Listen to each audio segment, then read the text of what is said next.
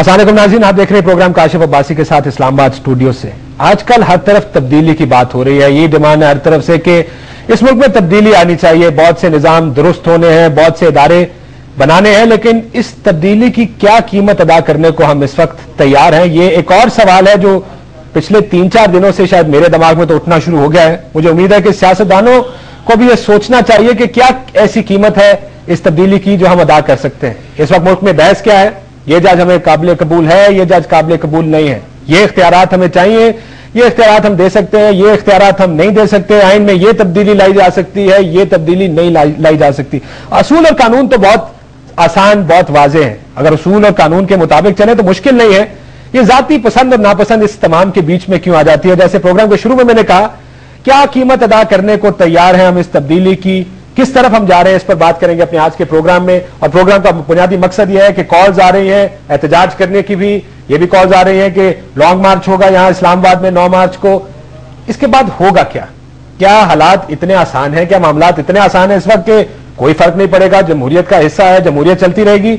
हमारी मुल्क में जमहूरियत बड़ी इन्फेंसी की स्टेज में है, बड़ी नई नई जमहूरियत आई है। क्या ये हचकोले बर्दाश्त कर पाएगी?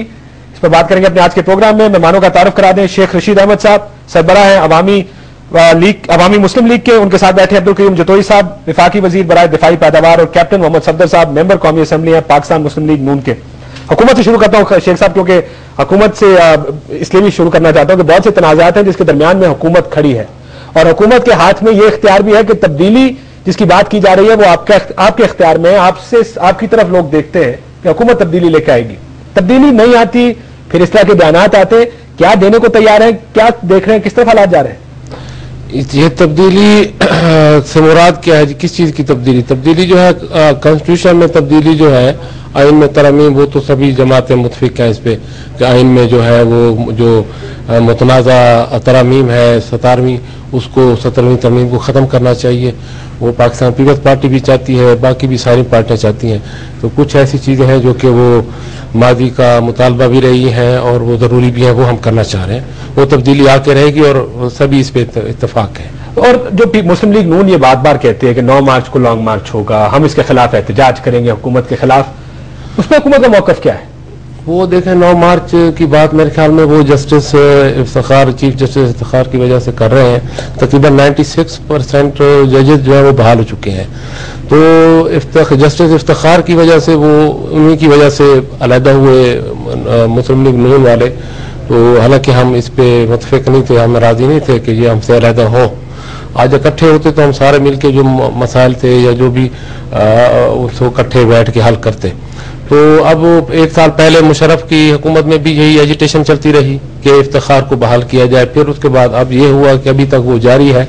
तो अब देखें उसमें अगर जस्टिस इफ्तिखार बहाल नहीं हो सकता तो उसका सेकंड ऑप्शन भी तो होना चाहिए, उसमें बैठ के हम सारे मुतफिक हो सकते हैं। होना चाहिए कि भी अगर ये मजबूरी है, कोई वजूहात है, अगर वो नहीं हो सकता तो कोई और मजबूरी, अगर बता दें मजबूरी क्या है उसमें? नहीं, अगर देखिए 1 साल हमारा हो गया है, हमारी गवर्नमेंट को हो गया है, 1 साल प्रीवियस गवर्नमेंट में लगाया है इन्होंने कि जस्टिस इफ्तिखार को बहाल करो। कोई वजह होगी, अगर उसको नहीं हो सकता तो सेकंड ऑप्शन पार्टीज को रखना चाहिए, लीडर्स को रखना चाहिए कि भी अगर ठीक है तो बैठ के मियां नवाज शरीफ या गवर्नमेंट के भी ठीक है इफ्तिखार नहीं तो कोई और। उस वक्त भी हम यही कहते थे जब हमारे साथ ये 2-2.5 महीने इकट्ठे चले हैं, तो हमारा ख्याल यही था कि भी आप इसी वजह से ना छोड़ें, दूसरे ऑप्शंस भी आप खुले। हाँ, और ये होने चाहिए। ये तो सियासत का हिस्सा है। शेख साहब, आपको सियासत की बात करेंगे, मेरा तो मैं आपसे लड़ाई उनकी और उनकी नहीं, मैं ये जानना चाह रहा हूं कि आपको हालात, ये समझता हूं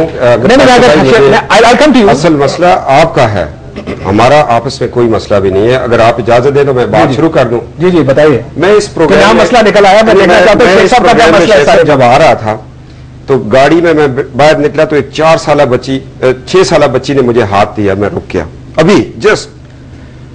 तो मुझे उसके अंदर अपनी 4 साल मानूर सफदर देख, मैंने कहा बेटा क्या प्रॉब्लम है? कि उसने मुझे ये कार्ड दिया कि अंकल आप मेरे अब्बू को ढूंढ सकते हैं। मैंने अपने आंसुओं पे काबू पा लिया। मैं कहा मैं तुम्हारे अब्बू को नहीं ढूंढ सकता हूं, मगर जिस प्रोग्राम में मैं जा रहा हूं वहां एक ऐसा शख्स जिससे मेरी बिल मुशाफा मुलाकात होगी, जिसकी हुकूमत ने और जिस परवेज मुशर्रफ और जिस सीयत परवेज मुशर्रफ ने तुम्हारे बाप के सर का عوض جو ڈالرز حاصل کیے ہیں اس کو بیچ دیا ہے، اس کو میں یہ تمہارا کارڈ ضرور پہنچاؤں گا کہ وہ سید مشرف کو یہ کارڈ دے دے. اور میں وہ ایک تڑپ لے کے اس پروگرام میں آیا. شیخ صاحب یہ پرابلم شروع ہوئے اس وقت جب آپ لوگوں نے عامریت کو تقویت دینے کے لیے جامع حفظہ میں بچیاں اڑا دی. میں تو ایک بچی کو دیکھ کے روتا آیا. آپ کے وقت میں 3000 بچیاں اڑ گئیں. کیا اس میں وہ بچیاں نظر نہیں آئی تھی؟ آج کیا وجہ ہے کہ 16 کروڑ عوام افتخار چودھری کے لیے نکلے ہوئے؟ وہ افتخار چودھری کے لیے نہیں، وہ پچھلے 9 سالہ لیاقت جتوئی صاحب آپ ان کا بوجھ اپنے اوپر نہ لیں. وہ 9 سالہ امریکن پالیسیز کے تسلسل اور عامریت کو دوام دینے کے لیے شیخ صاحب آپ عوامی نمائندے تھے. آپ نے عوامی لیگ بنائی، آپ نے ہمیشہ آپ نے مادر ملت کا ساتھ دیا، اور آخر میں جس کو کہتے ہیں نا آخری وقت میں کیا مسلمان ہو، آپ نے عامریت سے ساتھ دیا. آج آئین کا مجھے کہتے تھے آج آپ آئین کیوں لائے؟ آئین کا حلیہ بگڑا ہوا ہے. میں پوچھتا ہوں 270AA کیا شیخ صاحب آئین کا حصہ ہے؟ 270C کیا آئین کا حصہ ہے؟ اگر یہ ہے تو ہاں کہ نہیں ہے تو پھر بھی کہ آئین کا تو حصہ ہے. اس میں آپ نے لیاقت سائنس کو پکڑ لیا ہے. لیاقت جتوئی صاحب کہ انہوں نے ایک میثاق لکھا تھا اس پہ بات نہیں کی.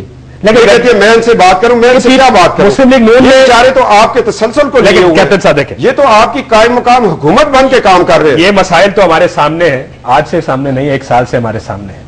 جس آئین کی آپ بار بار بات کرتے ہیں اسی آئین پہ جانتے ہوئے آپ لوگوں نے حلف اٹھایا ہے. یہ مت کہیے گا کہ ہم انجان تھے، ہم جانتے نہیں تھے. اس کا جواب آپ لوگوں نے حلف اٹھایا ہے. ہم نے جس دن حلف اٹھایا چودھری امیر حسین سے یہ بات ہوئی، اس نے کہا آپ 1973 کے ہم انجان کیوں بنتے ہیں؟ اس آئین پہ حلف اٹھا رہے ہیں جس کو ایک پارلیمنٹ نے کیا ہے. کل میں نے سوال لے کے گیا، انہوں نے کہا جی ہم نے آئین کھول کے 270AA AAA دیکھ رہے تھے، آپ کی تمام ہم نے اس پہ ہو جاتی. یہ ہمارے سیاستدان، میں اس سے پہلے کہ میں جاؤں کہ حالات کس طرف لے کے جائیں گے، کیا ہماری جمہوریت اس قابل ہوئی ہے کہ ان حالات کو، ان اچکولوں کو برداشت کر لے شیخ صاحب؟ لیکن میں یہ بھی جاننا چاہتا ہوں کہ ہمارے سیاستدان کیا اتنے انوسنٹ ہیں، نائیو ہیں کہ ان کو سمجھ نہیں آتی؟ یہی سوال اٹھا تھا، آپ کو یاد ہوگا 2002 کی اسمبلی میں، اس وقت بھی جواب آیا، بعد میں لوگوں نے کہا نہیں جی ہمارے ساتھ دھوکہ ہوا. اس کے بعد یہی سوال اٹھا اس اسمبلی میں 270AA اس آئین کا حصہ ہے یا نہیں ہے. اسپیکر رولنگ دیتا ہے، یہ مان لیتے ہیں، حالانکہ ان کے پاس بڑے اینی اسپیشلسٹ ہیں ان کو بتا چکے تھے. لیکن یہ نائبٹی ہمیں لے کے کہاں جا رہی؟ دیکھیں برادرم، کیپٹن صاحب نے جو کچھ فرمایا، ایک احترام کا رشتہ میں کسی وجہ سے ان کا کرنا چاہتا ہوں، اور اسی لیے میں ملک کی بات ہے، احترام دیکھیں میری بات ہے، پاکستان کی بات کے دائرے میں رہتے ہوئے بہت بہتر ہے. میں سمجھتا ہوں کہ ان کا رشتہ بڑا حساس ہے اور میں اس کا احترام کرتا ہوں. جہاں تک کی وجہ سے احترام تو کیا نہیں ہے، احترام نہ کریں آپ آئین قانون اور اس کی بات. میں بالکل آپ کے اوپر آتا ہوں اس آئین قانون کے اوپر. شیخ صاحب یو فنش، لیٹ ہم فنش پلیز. گزارش یہ ہے، ہم نے تو چودھری افتخار صاحب کے ساتھ جو کچھ کیا، لوگوں نے ہمیں اس کا صلہ مل گیا، ٹھیک ہے. چودھری افتخار کو بحال کرنا ہے اسمبلی میں. اگر پرائم منسٹر یہ کہہ سکتا ہے وہ آزاد ہیں، تو پرائم منسٹر ایک نوٹیفکیشن سے یہ بھی کہہ سکتا ہے کہ بھئی وہ بحال ہے، ٹھیک ہے. مسئلہ یہ ہے کہ اگر ہمارا سیاستدان یہ نہیں سمجھ رہا کہ یہ بانو بازار سیاست کا لگایا ہوا ہے کہ اگر چودھری افتخار کو بحال کریں بھئی، میثاق جمہوریت جو ہے، یا دبئی معاہدہ جو ہے، یا اسلام آباد معاہدہ جو ہے، یا بوربن معاہدہ جو ہے، وہ اگر ان کا اور ان کا مسئلہ نہیں ہے تو میں حاضر ہوں. میں تو سیاست بات کرنے کے لیے آیا ہوں، اور وہ بھی میں آپ کی پرسنل ریکویسٹ پہ آیا ہوں. میں نہیں الجھنا چاہتا، میں الجھ گیا تو بہت دور الجھ جاؤں. اور ساتھ میں شاید یہ بھی بات ذہن میں رکھیں کہ اب جو بات ہو رہی ہے 18 فروری کے بعد کی بات ہو رہی ہے، کیونکہ آپ کے جو حالات ہیں وہ آپ دونوں پارٹیوں کے کنٹرول میں. یہ شیخ صاحب کو ڈیفینڈ کرنے کی بات نہیں کر رہا، لیکن جب جو جواب انہوں نے دینے تھے وہ اپنے دور حکومت میں یہ جواب دے چکے ہیں. اب آپ کے دونوں کے کیا آج دونوں پارٹیاں اکٹھی ہوں تو کیا آپ آئین تبدیل نہیں کر سکتے؟ اگر دونوں پارٹیاں اکٹھی ہوں تو کیا جج بحال نہیں ہو سکتے؟ اگر ہو سکتے ہیں تو پھر آپ یہ سوال ان سے پوچھیں گے، آپ یہ سوال ان سے نہیں پوچھیں گے. فرینڈلی اپوزیشن کا گیم مت کھیلیں، جس کے اوپر ذمہ داری آتی ہے اس پر ذمہ داری ڈالیں. آپ پھر میں ذمہ داری ان کے اوپر ڈال رہا ہوں. میں نے اس لیے کہا کہ ان کو ورثے میں جو 9 سال کی عامریت کے سیاہ کارنامے ملے ہیں، ان کی سب سے بڑی غلطی تھی اس کے اوپر لکھا کیا ہے، فوجی تسلط سے آزاد پاکستان، میثاق جمہوریت. وہ 2 لیڈر جب لندن میں بیٹھے انہوں نے بھانپ لیا تھا کہ اس پاکستان کی ترقی اس وقت